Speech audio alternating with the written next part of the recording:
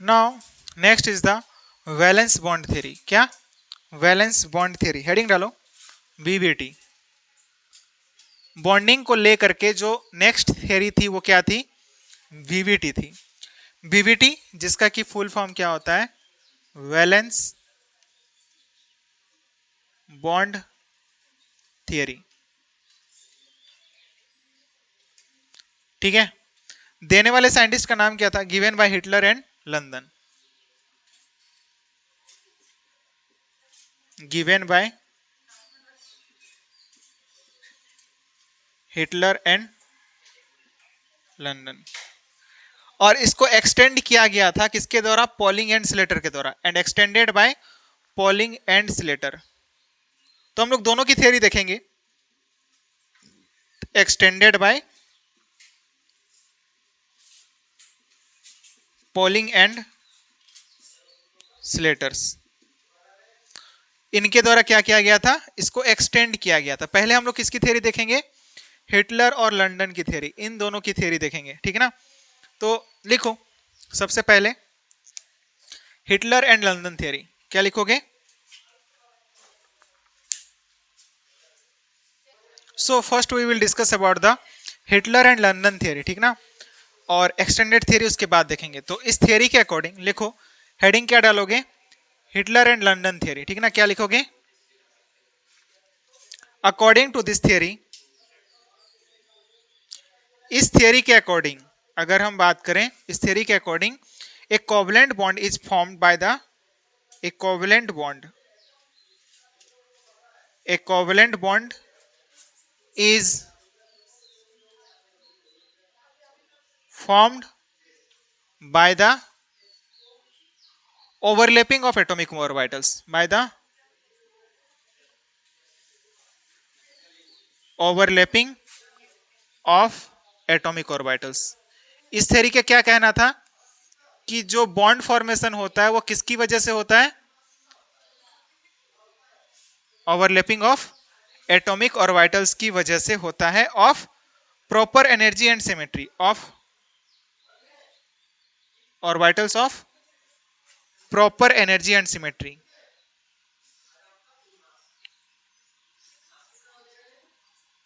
कहने का मतलब यह है कि जिन ऑर्बिटल के बीच में क्या होगी? ओवरलैपिंग होगी, उनकी एनर्जी क्या होनी चाहिए? ऑलमोस्ट सेम होनी चाहिए। ठीक है ना। प्रॉपर एनर्जी की होनी चाहिए, सेम सिमेट्री होनी चाहिए। ठीक है ना। मतलब बोल सकते हो सिमेट्री मतलब एक जैसा होना चाहिए। ठीक है ना, कहने का मतलब। ठीक है। उनके बीच में क्या होगी? ओवरलैपिंग होगी। तो पॉइंट लिखो। सबसे पहले पॉइंट क्या लिखोगे? सबसे पहले हम लोग किसकी बात कर रहे हैं? हिटलर और लंदन की बात कर रहे हैं। किसकी बात कर रहे हैं? Hitler and London. इनका कहना क्या था कि जो कोवलेंट बॉन्ड फॉर्मेशन है टू एटम के बीच में, वो तब होगी जब क्या होगे? एटम्स एक दूसरे के क्लोजर आएंगे। जब क्या होगा? एटम्स एक दूसरे के क्लोजर होंगे। तो लिखो for a covalent bond formation, for a covalent bond formation, क्या होने के लिए? कोवलेंट बॉन्ड फॉर्मेशन होने के लिए एटम्स शुड मस्ट या फिर should have to come closer. क्या लिखोगे?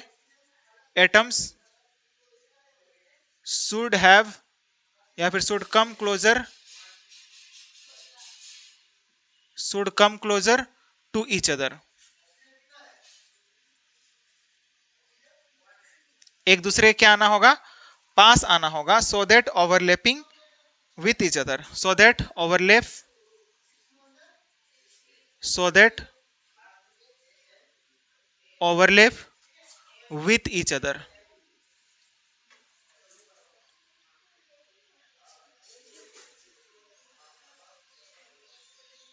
बोलो, बात समझ में आ रही है ये? कि कोई भी कोवलेंट बॉन्ड का फॉर्मेशन तब होगा जब एटम्स एक दूसरे यानी कि मतलब बोल सकते हो कोवलेंट बॉन्ड फॉर्मेशन होने के लिए क्या होना जरूरी है? ओवरलैप। और ओवरलैप करने के लिए एटम्स का एक दूसरे के क्लोजर आना जरूरी होगा। ठीक है ना। क्या होगा? जरूरी होगा। अब एक दूसरे से दूर रहेंगे तो फिर ओवरलैपिंग कैसे होगी? नहीं हो सकती है। तो पहले तो क्या आना होगा? क्लोजर आना होगा। क्या आना होगा? एक दूसरे के क्लोजर आना होगा। And overlapping orbitals must have half field. जो ओवरलैपिंग ऑर्बिटल्स है ना, वो कैसे होने चाहिए? हाफ फील्ड होने चाहिए, या फिर एम्प्टी ऑर्बिटल्स होने चाहिए, ठीक ना, या फिर हमारे पास में बोल सकते हो क्या, हाँ हाफ फील्ड होने चाहिए, क्या हाफ फील्ड, एम्प्टी नहीं हाफ फील्ड, इधर लिखना हो चुका है, बताओ मिटा दो। देखो नेक्स्ट पॉइंट क्या है, ओवरलैपिंग जो ऑर्बिटल्स कर रहे हैं ना उनका स्पिन स्पिन कैसा होना चाहिए, ऑपोजिट होना चाहिए। पहली बात तो हाफ फील्ड होने चाहिए और ऑपोजिट स्पिन में होने चाहिए। ओवरलैपिंग ऑर्बिटल्स क्या लिखोगे, second point is overlapping orbitals, जो ओवरलैपिंग ऑर्बिटल्स हैं, ओवरलैपिंग ऑर्बिटल्स must have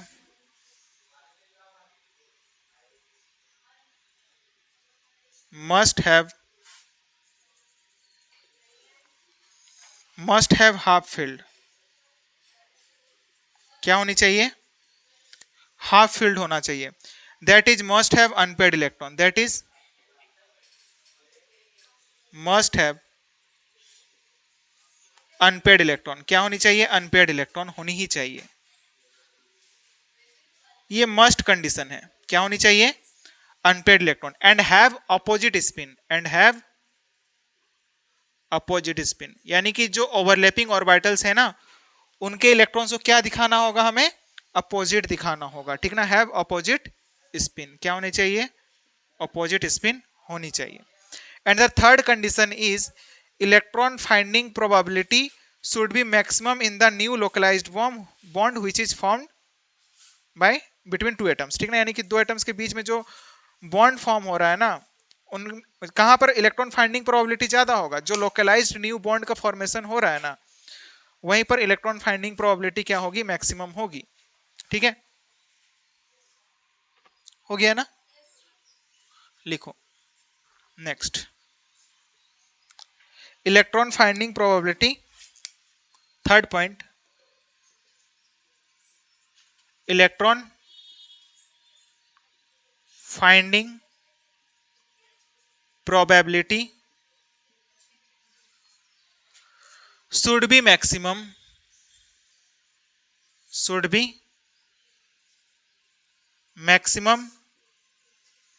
कहां पर मैक्सिमम होना चाहिए, in new localized bond, new localized bond which is formed by overlapping,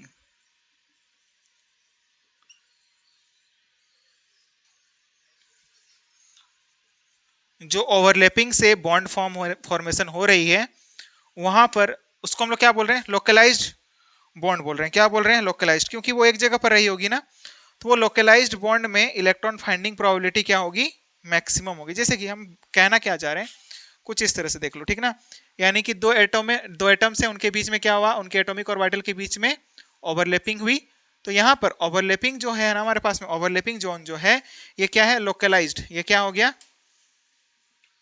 localised, तो लोकलाइज्ड बॉन्ड में क्या रहा होगा, इलेक्ट्रॉन फाइंडिंग प्रोबेबिलिटी मैक्सिमम होगा। बोलो बात समझ में आ रही है। And fourth is covalent bond arises, क्या बोल सकते हो, covalent bond energy arises, covalent bond formation होने पर क्या होगा, कोवलेंट बॉन्ड एनर्जी रिलीज्ड होगी, ठीक ना, क्या लिखोगे, covalent bond energy arises,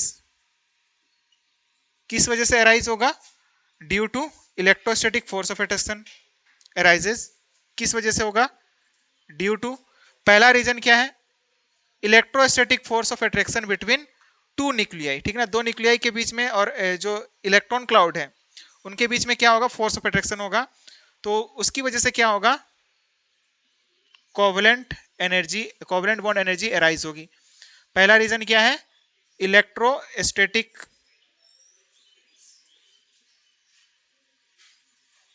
forces of attraction, क्या रहा होगा उनके बीच में, electrostatic forces of attraction between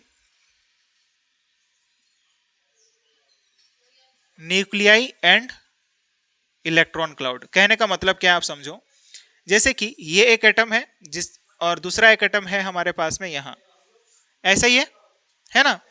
तो अब देखो इनके बीच में क्या होगा, अच्छा ओवरलैपिंग भी करवा करके दिखाना है ना, तो ओवरलैपिंग भी करवा दो। ऐसा ही कुछ रहा होगा। इस एटम का न्यूक्लियर लेट सपोज कि यहाँ पर है ना, आपको दिख रहा है ये एटम का न्यूक्लियर ये है, और इस एटम का न्यूक्लियर क्या है, यहाँ है। यहाँ पर क्या हो रही है, ओवरलैपिंग हो रही है। यहाँ पर क्या हो रही है, ओवरलैपिंग हो रही है। तो होगा क्या कि ये जो हमारे पास में इस एटम का न्यूक्लियर है वो भी इस इलेक्ट्रॉन क्लाउड को क्या करेगा, अट्रैक्ट करेगा, क्योंकि ये पॉजिटिवली चार्ज है, ये क्या है, नेगेटिवली चार्ज है। ये न्यूक्लियर भी इस इलेक्ट्रॉन क्लाउड को अट्रैक्ट करेगा, और ये न्यूक्लियर भी क्या करेगा, इस इलेक्ट्रॉन क्लाउड को अट्रैक्ट करेगा, और जिसकी वजह से यहाँ पर कोवलेंट एनर्जी क्या होगी, एराइजेस होगी। तो ये होता है हमारे पास में फर्स्ट रीजन, जिसकी वजह से कोवलेंट एनर्जी क्या होती है, एराइज होती है, ठीक ना। और दूसरा क्या हमारे पास में, कैंसिलेशन और attraction between spin off anti spin electron, ठीक ना। दूसरा रीजन क्या है कि बोल सकते हो क्या, हमने क्या बताया पहले, तो ये बताया ना कि जो ओवरलैपिंग ऑर्बिटल होंगे ना वो क्या होने चाहिए, अपोजिट स्पिन में होने चाहिए। क्या होने चाहिए, अपोजिट स्पिन में होने चाहिए। तो अपोजिट स्पिन में है तो इनके बीच में क्या होगा, फोर्सेस ऑफ अट्रैक्शन होगा, और इसकी वजह से कैंसिलेशन, यानी कि मतलब बोल सकते हो क्या, कैंसिलेशन या फिर अट्रैक्शन, कैंसिलेशन और अट्रैक्शन बिटवीन, और attraction between spin off anti spin electron, spin off anti spin electron, क्योंकि दो जो एटॉमिक ऑर्बिटल के बीच में ओवरलैपिंग हो रही है उनमें जो इलेक्ट्रॉन्स हैं वो क्या होंगे, एक दूसरे के ऑपोजिट में होंगे, तो उसको हम लोग क्या बोल रहे हैं, एंटी स्पिन। तो कैंसिलेशन या फिर attraction between spin off anti spin off electrons, anti spin electrons, जब इनके बीच में फोर्सेस ऑफ अट्रैक्शन लगेगा तो फिर वहां पर क्या बोल सकते हो कि इलेक्ट्रोस्टैटिक, मतलब बोल सकते हो कोवलेंट बॉन्ड एनर्जी एराइजेस होगी। किस किस वजह से, पहला रीजन तो क्या रहा, electrostatic force of attraction between nuclei and electron cloud, जो इलेक्ट्रॉन क्लाउड है कोवलेंट बॉन्ड में, या फिर ओवरलैपिंग ऑर्बिटल्स बोल सकते हो, जहां पर ओवरलैपिंग हो रही है उस ओवरलैपिंग ऑर्बिटल में जो इलेक्ट्रॉन्स हैं उनको दोनों ही न्यूक्लियाई क्या कर रहे होंगे, अट्रैक्ट कर रहे होंगे। ये वाला न्यूक्लियाई भी अट्रैक्ट कर रहा होगा, और ये वाला न्यूक्लियाई भी क्या कर रहा होगा, अट्रैक्ट कर रहा होगा, ठीक है ना। और दूसरा रीजन क्या है, कैंसिलेशन और attraction between spin off anti spin electron. बोलो बात समझ में आ रही है ये। अब नेक्स्ट है कि एक्सटेंट ऑफ ओवरलैपिंग जितना ज्यादा होगा बॉन्ड लेंथ क्या होगा, उतना ही कम होगा। मतलब आप समझो कि जितना ज्यादा ओवरलैपिंग होगी तो वो जो न्यूक्लियाई है एक दूसरे को क्या कर रहे होंगे, मतलब इलेक्ट्रॉन क्लाउड को स्ट्रांगली अट्रैक्ट कर रहे होंगे, तो उनके बीच का डिस्टेंस क्या होगा, कम होगा, है ना। तो हम बोल सकते हैं कि जितना ज्यादा एक्सटेंट ऑफ ओवरलैपिंग होगा बॉन्ड लेंथ क्या होगा, उतना ही, मतलब आप ऐसा समझो ना कि जैसे कि ये है, ठीक ना, मतलब बोल सकते हो क्या, ये मतलब दो ऑर्बिटल है, ऐसा समझ लो आप, ठीक ना, ऐसा समझ लो, ठीक है ना, दो एटॉमिक ऑर्बिटल हैं ये, ठीक ना। एक्सटेंट ऑफ ओवरलैपिंग मतलब इतना ही है, ठीक ना, ये इतना सा थोड़ा सा हुआ। अब क्या हो, जितना ज्यादा होता जाएगा तो उतना ही डिस्टेंस क्या होता जा रहा है न्यूक्लियस के बीच में। लेट सपोज कि न्यूक्लियस यहाँ पर है, ठीक ना, न्यूक्लियस इस वाले जगह पर है, ठीक ना, इस वाले में इस वाले जगह पर है, ठीक है ना। ये दोनों क्या करते जा रहे हैं, ओवरलैप करते जा रहे हैं, ओवरलैप करते जा रहे हैं। जितना ज्यादा एक्सटेंट ऑफ ओवरलैपिंग होगा न्यूक्लियस के बीच का डिस्टेंस क्या होता जाएगा, कम होता जाएगा। न्यूक्लियस के बीच का डिस्टेंस कम हो रहा है, मतलब क्या है, बॉन्ड लेंथ क्या होता जाएगा, कम होता जाएगा। तो हम लोग बोल सकते हैं कि एक्सटेंट ऑफ ओवरलैपिंग जितनी ज्यादा होगी बॉन्ड लेंथ क्या होगी, उतनी ही कम होगी, और बॉन्ड लेंथ जितनी कम बॉन्ड एनर्जी क्या होगी, उतनी ही ज्यादा होगी, है ना। जो छोटी बॉन्ड होती है उसको तोड़ने के लिए ज्यादा अमाउंट ऑफ एनर्जी की रिक्वायरमेंट रही होती है, तो वहां पर क्या होगा, बॉन्ड एनर्जी ज्यादा लगेगा, ठीक है ना। और स्टेबिलिटी जो है, बॉन्ड एनर्जी जितना ज्यादा होगा स्टेबिलिटी क्या होगी, उतनी ही ज्यादा होगी, ठीक है ना। बोलो बात समझ में आ रही है, मिटा दूं ये, तो लिखो next is the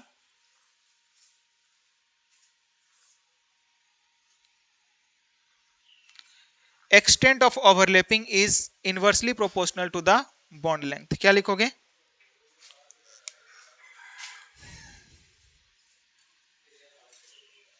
extent of overlapping is inversely proportional to the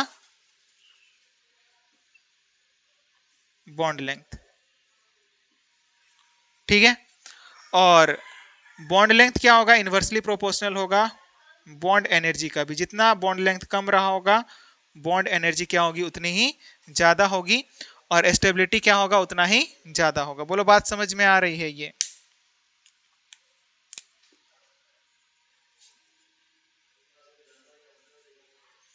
stability क्या होगी, उतनी ही ज्यादा होगी। आपको ये बात ध्यान में रखना है, ठीक ना। एक्सटेंट ऑफ ओवरलैपिंग जितना ज्यादा, बॉन्ड लेंथ उतनी ही कम, बॉन्ड लेंथ जितनी ही कम, बॉन्ड एनर्जी उतना ही ज्यादा, और बॉन्ड एनर्जी जितना ही ज्यादा होगा, स्टेबिलिटी क्या होगी, उतनी ही ज्यादा होगी, ठीक ना।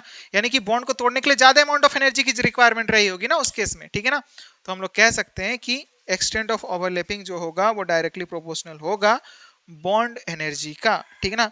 ये तो किसकी बात थी, ये बात थी हिटलर और लंदन की। अब हम लोग बात करते हैं पॉलिंग एंड स्लेटर्स एक्सटेंशन की। किसकी बात करेंगे, पॉलिंग और स्लेटर्स के एक्सटेंशन की बात करेंगे, ठीक है ना, जो कि वेव नेचर को डिस्कस कर रहे थे, ठीक है ना। इलेक्ट्रॉन के वेव नेचर को डिस्कस कर रहे थे, जो ओवरलैपिंग एटॉमिक ऑर्बिटल्स है ना, उसके वेव नेचर को इतना पहले नोट कर लो। उसके बाद हम लोग हिटलर और, ये तो क्या था, हिटलर और लंदन की थ्योरी थी। अब नेक्स्ट क्या है, स्लेटर और पॉलिंग का।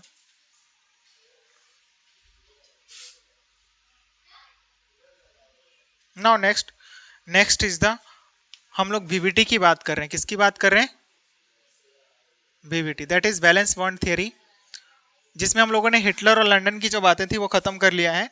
Now next is the polling and Slater, polling and Slater's extension. बोलो बात समझ में आ रही है ये, कि पॉलिंग और स्लेटर का एक्सटेंशन क्या था।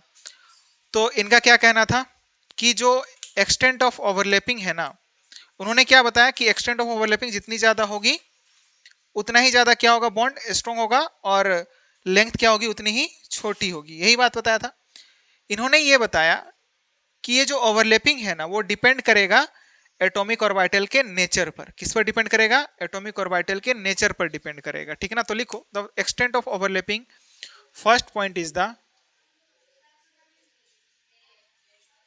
Extent of overlapping, the extent of overlapping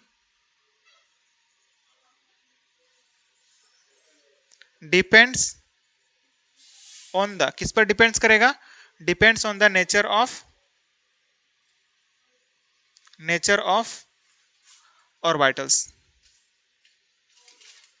किस पर डिपेंड करेगा, नेचर ऑफ ऑर्बिटल्स पर डिपेंड करेगा। And should be directional and axial, क्या होने चाहिए, इन्होंने क्या बताया, ऑर्बिटल्स जो एटॉमिक ऑर्बिटल ओवरलैप कर रहे हैं वो क्या होने चाहिए, एक्सियल होने चाहिए, यानी कि एक्सिस पर होने चाहिए, और डायरेक्शनल होने चाहिए, ठीक ना। क्या होने चाहिए, should be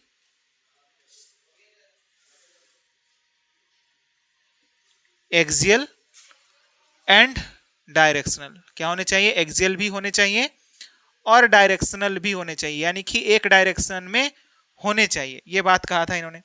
and the second thing is, more closer the valence shell more will be the overlapping. जितना क्लोजर होगा वैलेंस सेल उतना ही अच्छी क्या होगी, ओवरलैपिंग होगी, ठीक ना। वैलेंस सेल न्यूक्लियस के जितना ज्यादा क्लोजर होगा, ठीक ना, more closer the valence shell more will be the overlapping. लिखो नेक्स्ट पॉइंट, सेकेंड पॉइंट क्या है, more closer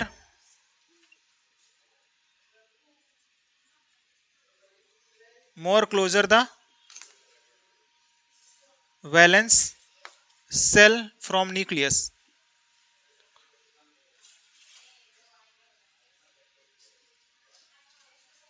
more will be overlapping। क्या होगा, उतना ही ज्यादा ओवरलैपिंग होगी, more will be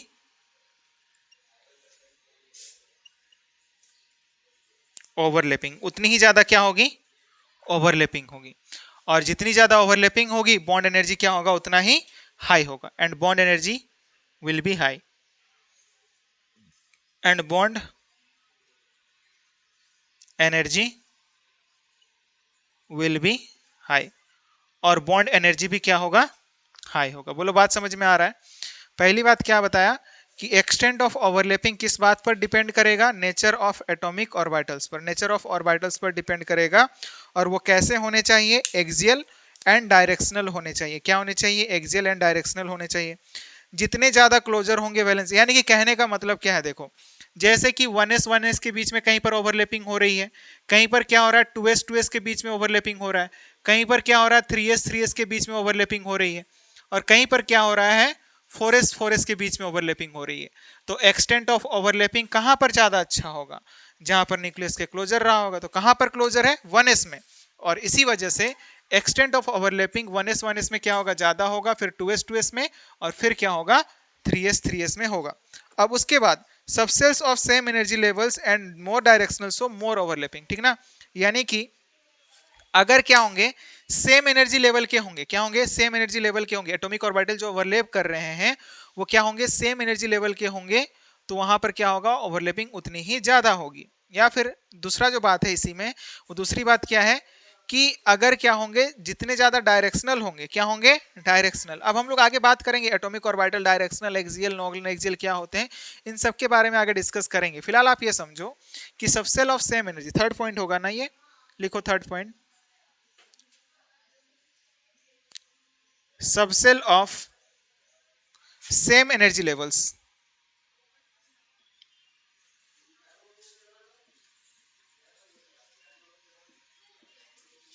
subcells of same energy levels and more directional so and more directional shows more overlapping।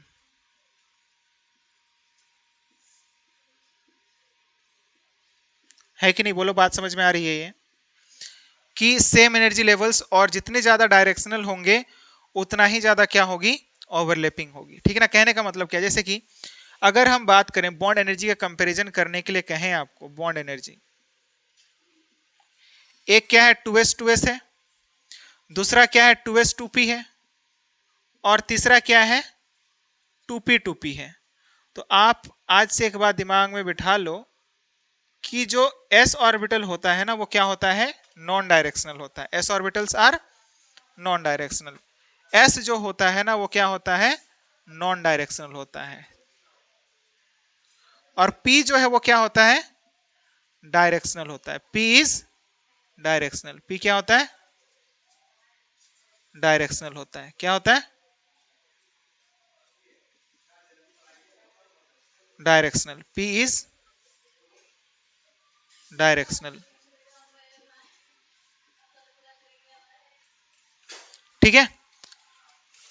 s जो होता है नॉन डायरेक्शनल होता है और p क्या होता है? डायरेक्शनल होता है।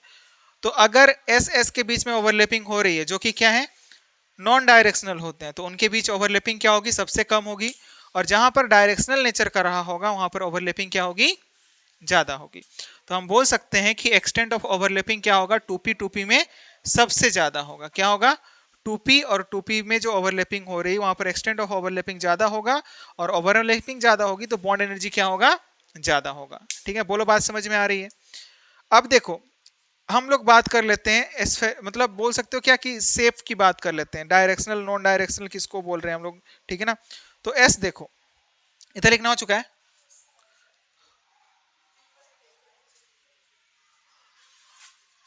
देखो, हम डायरेक्शनल और नॉन डायरेक्शनल की बात कर रहे हैं, ठीक है ना। तो एस ऑर्बिटल जो होता है वो क्या होता है? एस्फेरिकल होता है। S orbital is spherical in nature, ठीक है ना। क्या लिखोगे आप? फर्स्ट वन इज, मतलब बोल सकते हो फोर्थ पॉइंट में लिखो आप,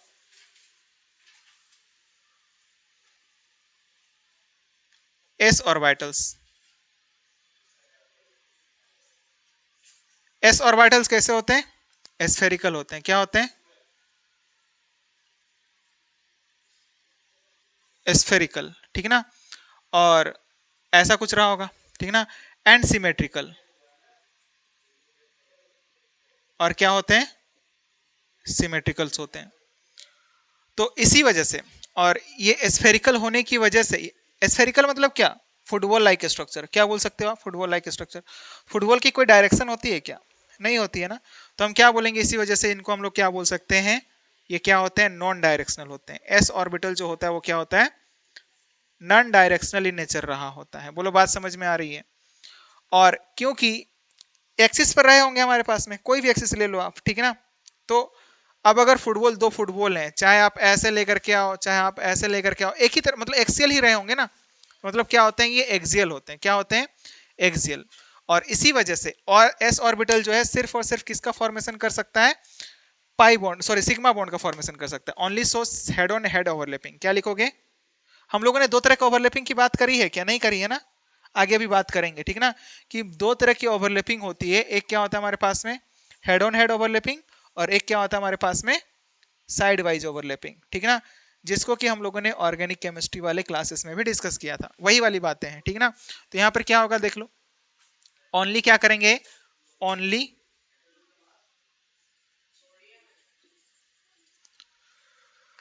सोज head on head overlapping, head on head, या फिर बोल सकते हो इसी को हम लोग क्या बोल सकते हैं, इसी को हम लोग क्या बोलते हैं,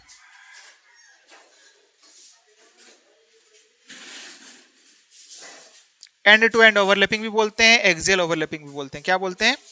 एक्सियल ओवरलैपिंग, ठीक है ना। अब देखो इसके बाद पी ऑर्बिटल क्या होते हैं, डायरेक्शनल और एक्सियल होते हैं। क्या होते हैं? डायरेक्शनल और एक्सियल होते हैं। अब डायरेक्शनल और एक्सियल नेचर होने की वजह से वहां पर क्या होगा, मिटा दूं, ये बताओ, लिखो, क्या लिखोगे? अच्छा इधर ये छूट गया है ना, मिटा दूं, देखो अब पी ऑर्बिटल्स जो है वो क्या होते हैं, क्या लिखोगे? P orbitals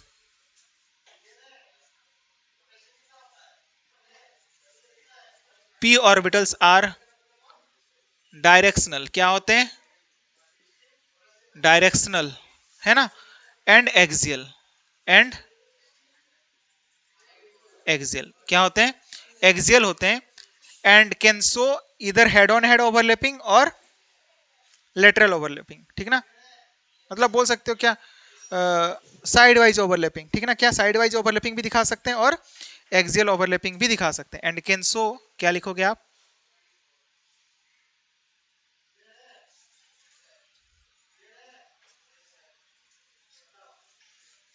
axial and lateral overlapping, axial और यानी कि मतलब बोल सकते हो क्या, हेड ऑन हेड, एक्सियल को ही हम लोग क्या बोलते हैं, हेड ऑन हेड, या फिर साइड वाइज को ही हम लोग क्या बोलते हैं, लेटरल ओवरलैपिंग, और एक्सियल ओवरलैपिंग और लेटरल ओवरलैपिंग।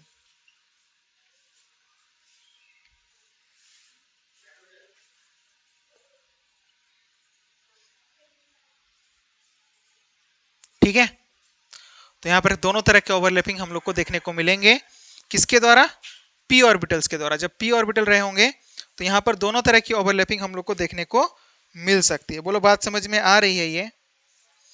अब नेक्स्ट नेक्स्ट क्या है, दो तरह के ओवरलैपिंग होते हैं, एक क्या होता है एक्सियल, और दूसरा क्या होता है, यहां पर एंड लिख लो, हाँ, एक्सियल एंड लेटरल ओवरलैपिंग, ठीक ना, एक्सियल एंड लेटरल ओवरलैपिंग लिख लोगे आप, ठीक है। अब देखो इसके बाद fifth point, two types of overlapping होंगे, ठीक ना, एक क्या होगा एक्सियल और दूसरा क्या होगा लेटरल। एक्सियल मतलब क्या, जब एक्सिस से ओवरलैपिंग कर रहे होंगे। नॉन एक्सियल या फिर मतलब बोल सकते हो लेटरल, दूसरी तरह क्या हो जाएगा हमारे पास में, लेटरल ओवरलैपिंग, ठीक ना। तो दो तरह के ओवरलैपिंग होते हैं, दो तरह के ओवरलैपिंग हो सकते हैं, और दो तरह के ओवरलैपिंग क्या क्या हो सकते हैं, लिखो फिफ्थ नंबर पर, टू टाइप्स ऑफ ओवरलैपिंग। कितने तरह का ओवरलैपिंग होगा? दो तरह का ओवरलैपिंग होगा, ठीक है ना। एक जो होगा वो क्या होगा, एक्सियल, और दूसरा क्या होगा, दूसरा will be the lateral. Axial और लेटरल ओवरलैपिंग, ठीक ना।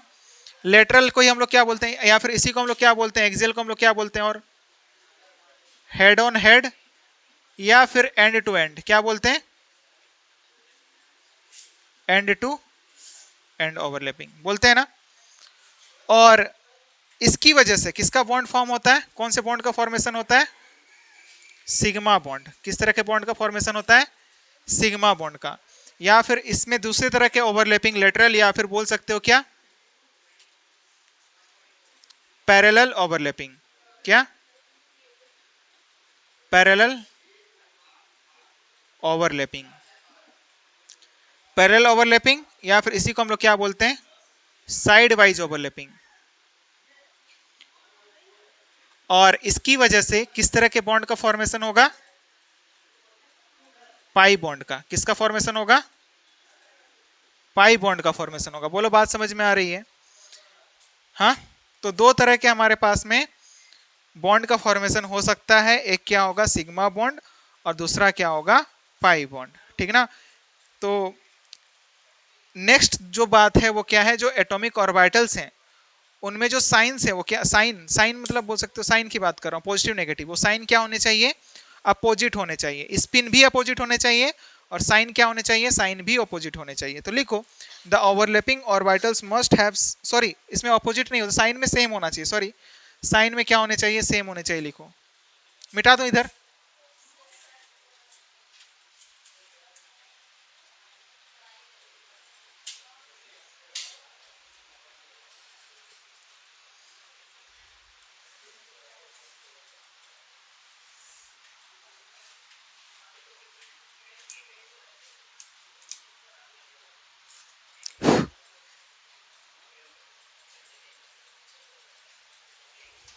हो गया?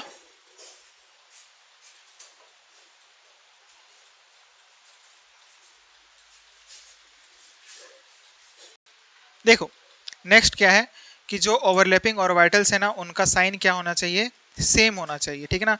कहने का मतलब क्या है, 6 पॉइंट लिखो, पहले लिख लो, क्या लिख लोगे,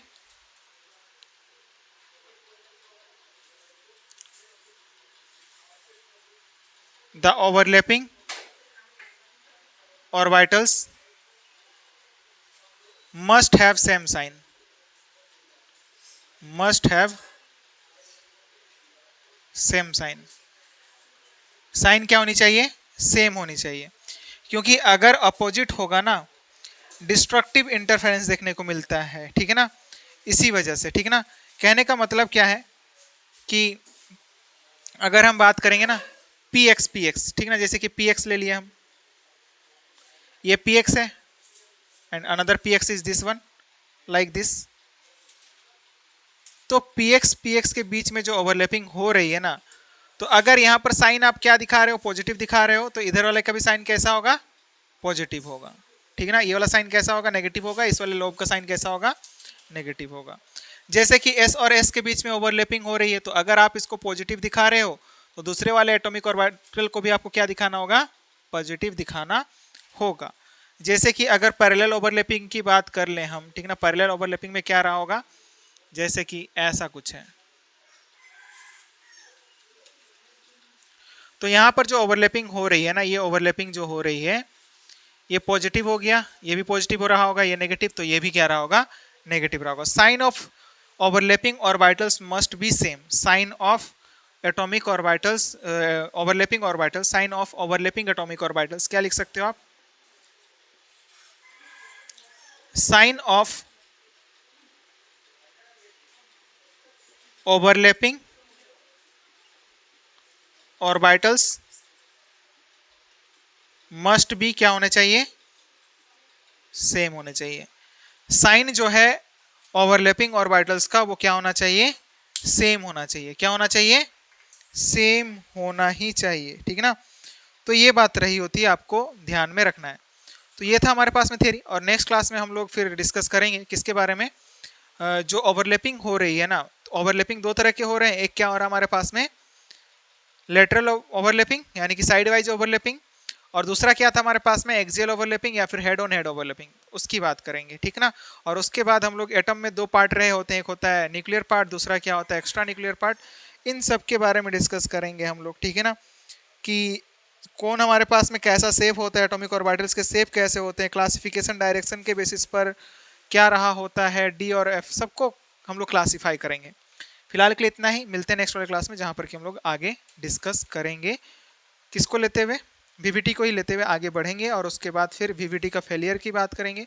आगे वैसे बहुत सारे थियरी हैं अभी, ठीक है ना। इसके बाद हाइब्रिडाइजेशन आएगा, वेस्पर थियरी आएगा, वेस्पर के बाद एमओटी आएगा, क्यों एमओटी आता है, उन सबके बारे में डिटेल में डिस्कस करेंगे आगे क्लासेस में, ठीक है ना। फिलहाल के लिए इतना ही, मिलते हैं नेक्स्ट वाले क्लास में जहाँ पर कि हम लोग आगे डिस्कस करेंगे।